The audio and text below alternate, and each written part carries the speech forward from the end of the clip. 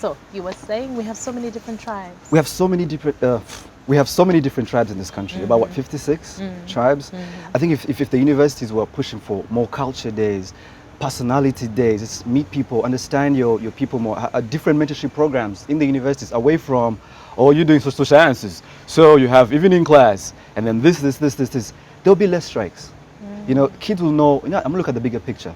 I won't look at lecturers missing class. I'll use this opportunity to be a leader. Has a lecturer missed? Let me step up and take my class through this. But no, the moment something is messed up, guess what happens? There's a strike. There's this. And I feel like when I watch TV and I see all these outside institutes of learning, it's more about, if you watch the high school movies and the university thing is, they're never in class, apart from like a few bits. Like most times it's always like, it starts with a buzzer, and that's class. What is the movie? Yes. You just said it's a movie, because that's life. And that's it, that's your class. And then the kids will step out, and it's about the relationships, the locker room, bullying. So it's about those relationships. Because I hated school because there were so many bosses. Okay. In my S1, I have the headmaster, I have the principal, I have his deputy, I have the matron, teachers, prefects, their deputies, I have class monitors. So you're this little guy under so much layers of bureaucracy. It was so painful to be free. So that freedom just made you hate everything about school. Okay, so basically what you're saying is you do not like structure.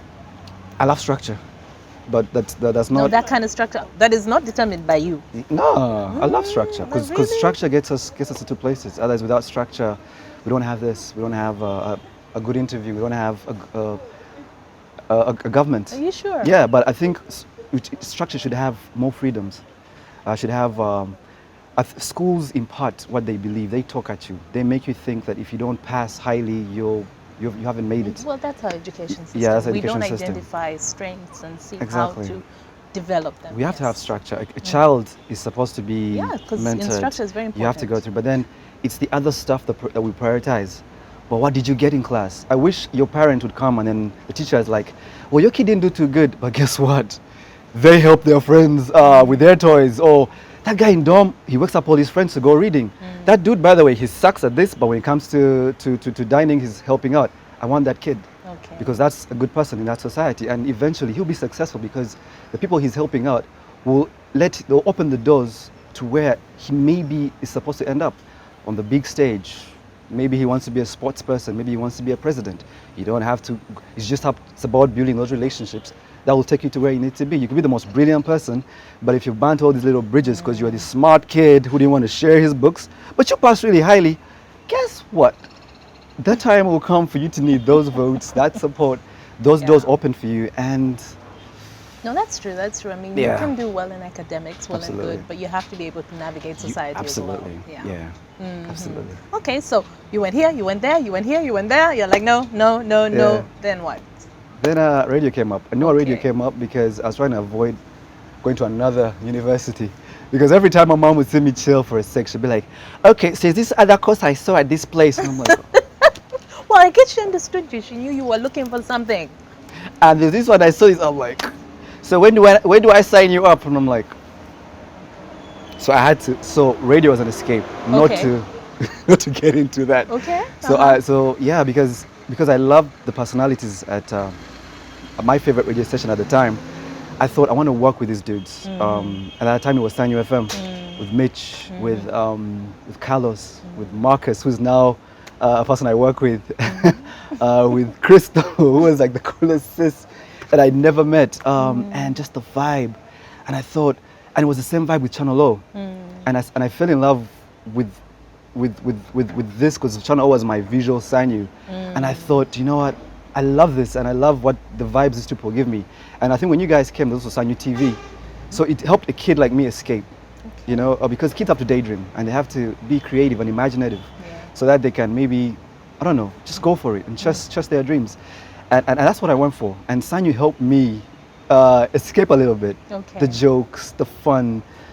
The guys there were just, because we have Google back in the day, we didn't have the internet. No. So these guys told you what was happening. I still wonder how we did shows back then. Thank you. I'm like, how did we?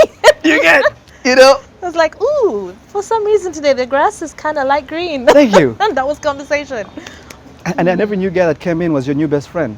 Whether it was, like, I'll take an example of you on the radio. Crystal being your cool big sis, every time she had a person on the show as a new co-host, because she had a lot of co-hosts, Yeah. I thought like, okay, that's a new boyfriend, right?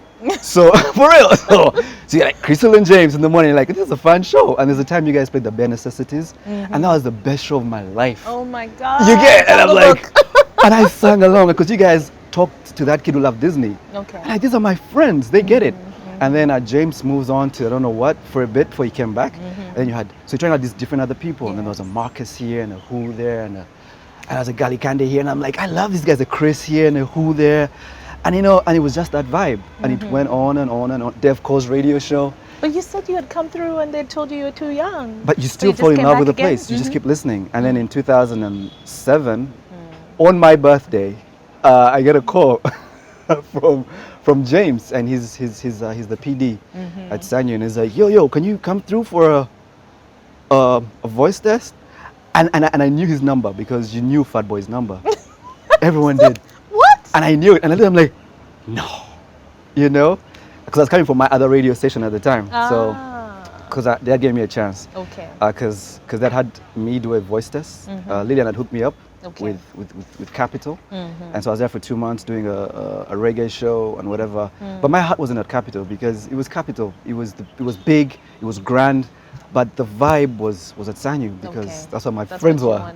And so when he calls me, I'm like, yes, but I still had, and then so, but I do the test and I have to wait, and they tell me, so this weekend you're on. I'm like, where? And I'm like, we'll figure it out. I'm like, okay. And then I was supposed to come on in the night, but they're like, no, you have to come on early. I'm like, why? Because Crystal has a sore throat. I'm like, so I'll hold the papers of the guy who's gonna do her show for her. Nope. So we. Gonna sit in? No. So you'll do the show for her. The hit selector? No one does the hit selector, dude. That's not true. No one does it. Like no one does. Like there's certain things like. Donald Trump was surprised he was president. He was like, oops. Yes. Oops. So I come, but here's the thing. Because you had a sore throat and you loved your show, you didn't leave. I was still there. You sat. So that was my debut. So I sit there. So you just talk and be bubbly, and it's brought to you by this soft drink, and just play people's requests. And I'm like, yeah, I'm going to do that. Yeah. And then I played, and my friends are listening, and that's Sanyu, the magic. And everyone just kept calling in. And my friends would even talk to me in my life. Well, I was like, yo, dude, I'm listening. I'm like, you guy, what can I play you? You guy? You guy. And then I said the S word on air. Yeah. I said, S-H-I-T. And then you tapped me, it's like, you said, I'm like, yes, I did. I was just so nervous. And the magic. And you called me Mr. Radio 1 for a while because I was too chilled. Yeah. I was so nervous. But the nerves were good because if you're not nervous, you don't want to be good. You dig. And that was a great baptism of fire. And as I was for most of us, that's dying, how it started. Nina walked in because she was also learning. She was also a rookie. And I was like, so that's the new person I'm going to learn with? You dig. So it was the best baptism of fire ever. It was fun. It was nerve-wracking. It was magical. I wanted to come to work every day. So we're counting down to salary. We're counting down to Chogam with you guys. We're counting down to, and that was our lives. Yeah. So I wanted to be that guy that's counting down to Christmas. That is telling you, listen, man, don't. And it was just that vibe. Yeah, and that's what made it the coolest thing. It didn't matter that you had the coolest jokes. The jokes would come. If they came, beautiful. You dig. If they didn't come, because we live in a world where people my age, the number one thing that's killing them is depression. Yeah. Suicide is killing. That's kind of crazy, though. Brilliant kids around the world. They have everything. They have great lives. They have all these degrees, but they're empty. And because radio helped me escape in secondary school, I want to help these kids escape. And that's why I thought, let's do just fun, cool, silly radio. Do you have any experience with depression? School was really, really tough. Secondary school, but I think it was just in my head because you've been used to this life of mommy picks you up in the evening. Now you're in boarding, and there's bullies and there's prefects, and I was always a strong guy on top because I was always the clown. And I'm telling these guys, yo, I'm good, and a bully comes to me, and I bully him back. But later I'm like, did I have to deal with this? Like, you get, and and guys call me and they pull all this stuff for me, but because I'm this prankster, I joke my way out of it. And they're like, hey, and they laugh, and then I go back and I'm like, did that have to happen though? And then teachers with all that power over you, and then of course relationships, your first crush, so, and then she's taken to another school. So that depression, it just has to get to you, and then you take it too personal because people are very, very important. People really, really are. We need to have relationships that are just gold everywhere, and sometimes being away from your parents, getting the news of your dad's passing in school, or your granddad or your stepdad, and every bad memory is in school. You hate that place.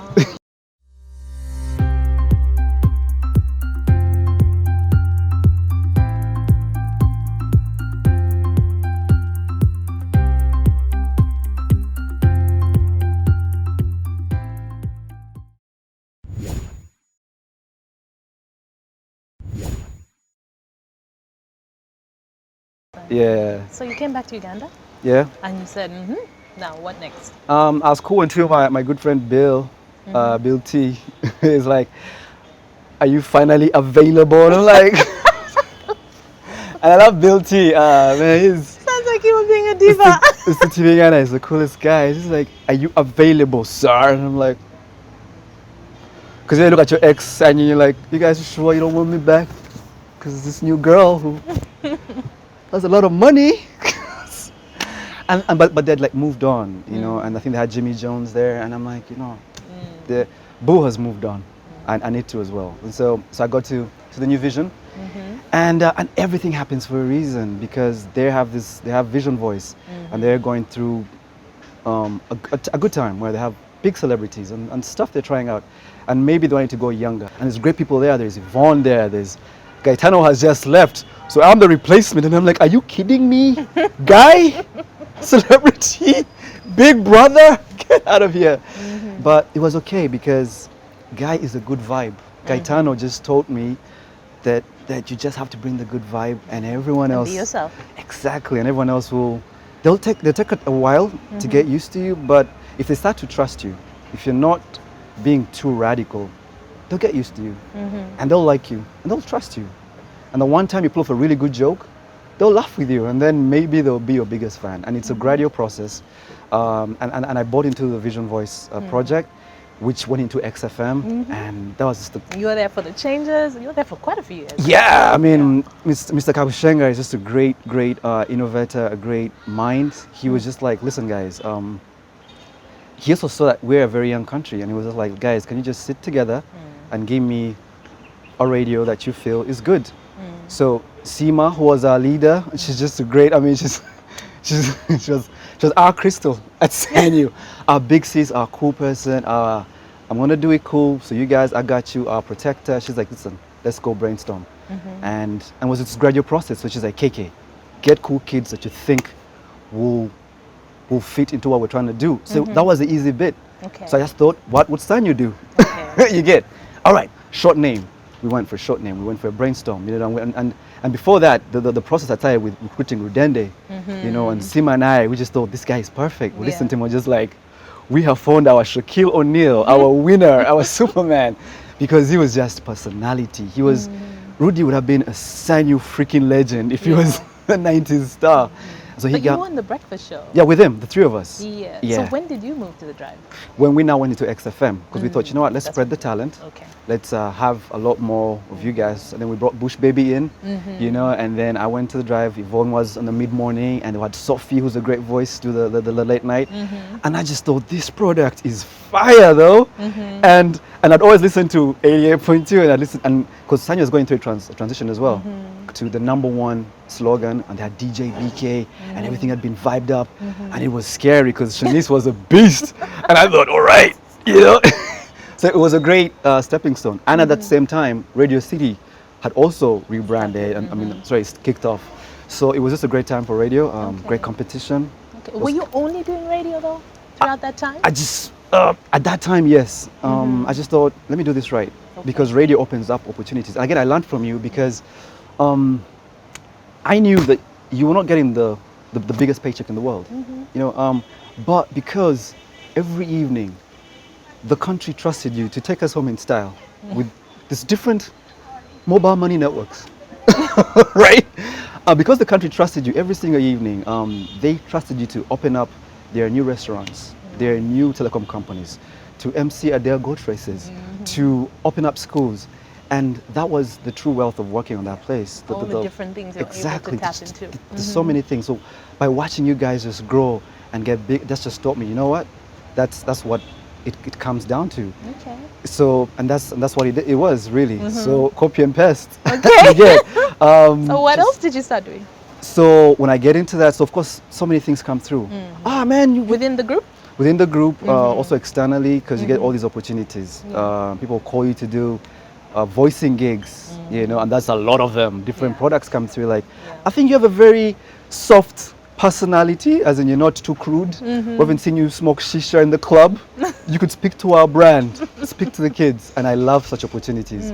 So from the things like Ambition Mission, the Bill Gates Foundation for Anti-Tobacco, movie projects and whatever, travel projects, MC projects, there's so many things that keep coming your way. So your job then is to ask yourself, who do I choose? Okay. Do I go with this guy? Do I go with that guy? Should I be so you choose what kind of personality you want to be. Yeah. You want to be the guy who's at bar events, big events, or just a tailor-made for certain audience events. So, but there were so many opportunities, and the ones that came my way, I knew this is perfect for me. There's some wrong choices. You're there and you're saying, you're like, this is not a product I like, but that little money will come in handy. I got a girlfriend's birthday coming up, so yeah. Yeah, it opened up some doors. And not radio, I mean, you know, because then your friends, podcast and it's because then your friends trust you, because like, you are fun. Let's do something together. So yeah. Okay. This, I mean.